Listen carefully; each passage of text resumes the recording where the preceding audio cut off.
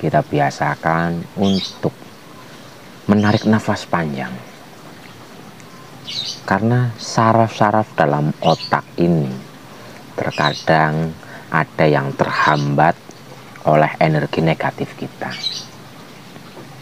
Jika ada salah satu saraf yang terhambat, maka kesehatan kita akan terganggu, kebatinan kita akan kotor, cakra-cakra yang ada di tubuh kita akan tertutup. Ngobrol santai lur, ngobrol tentang nafas. Banyak orang yang belum tahu tentang nafas kita ini. Jika kita sudah paham tentang nafas kita ini, sebenarnya nafas ini begitu dahsyat. Nafas ini bisa menyembuhkan segala macam penyakit. Tergantung keniatan kita untuk apa. Dengan nafas kita bisa untuk menyembuhkan penyakit, untuk kadikdayan atau kanuragan, dan yang paling inti adalah untuk spiritual. Spiritual ya, bukan supranatural. Karena spiritual dan supranatural itu beda, sangat beda. Dan manusia itu adalah makhluk spiritual. Jadi nafas ini beribu-ribu fungsi. Dengan nafas bisa menyembuhkan semua penyakit.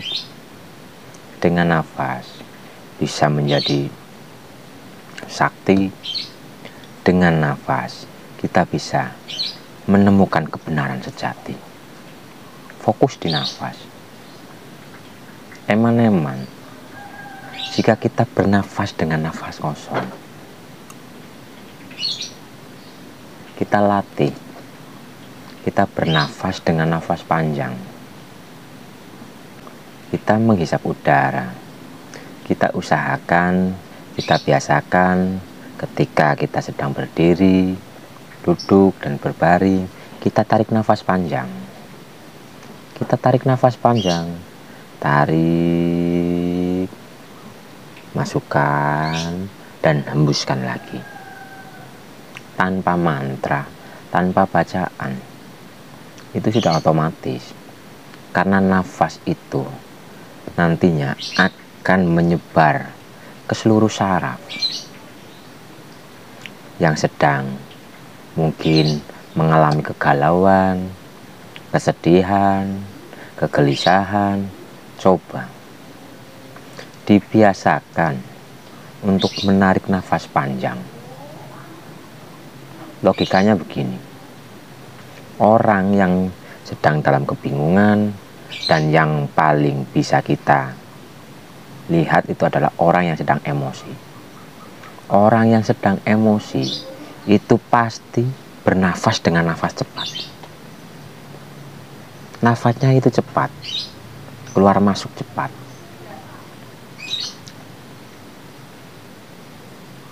Itulah karena dengan nafas yang cepat itu udara ini tidak menyebar ke seluruh tubuh.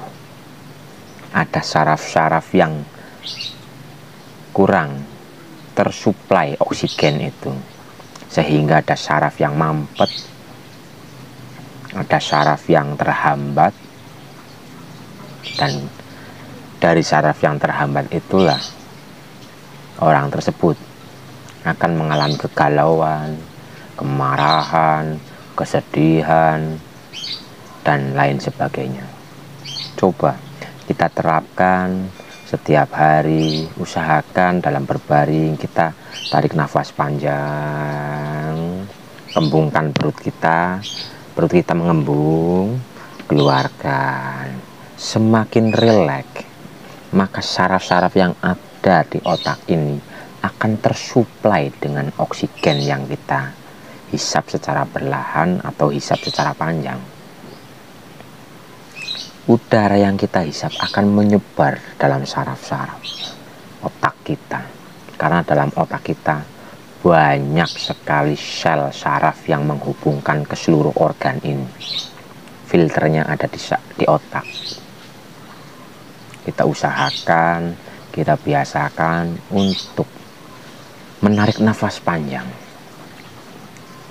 Karena saraf-saraf dalam otak ini terkadang ada yang terhambat oleh energi negatif kita. Jika ada salah satu saraf yang terhambat, maka kesehatan kita akan terganggu, kebatinan kita akan kotor, cakra-cakra yang ada di tubuh kita akan tertutup. Tapi jika kita mau mengamalkan atau mempraktekkan sering menarik nafas panjang dengan santai, dengan rileks, maka kesehatan kita akan membaik, batin kita akan bersih, cakra-cakra yang ada di dalam tubuh kita akan terbuka dengan sendirinya, tanpa mantra, tanpa bacaan. Yang kita lakukan hanyalah kita menarik nafas panjang. Nafas akan masuk ke dalam otak, otak akan menyebarkan atau menyuplai ke seluruh tubuh kita.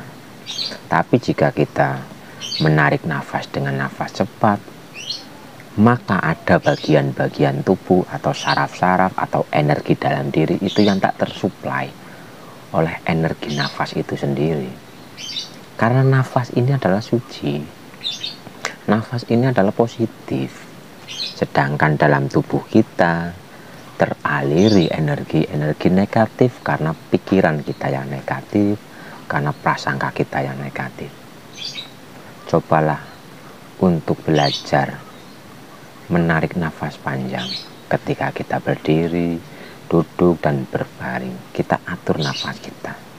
Semakin santai kita menarik nafas, maka kita akan merasakan ketenangan, kedamaian, rileks.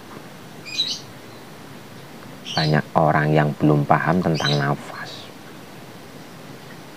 Sejatinya nafas ini bisa untuk segalanya, tergantung keniatan kita. Coba dipraktekkan bagi yang mungkin sedang gelisah, sedang bersedih. Kita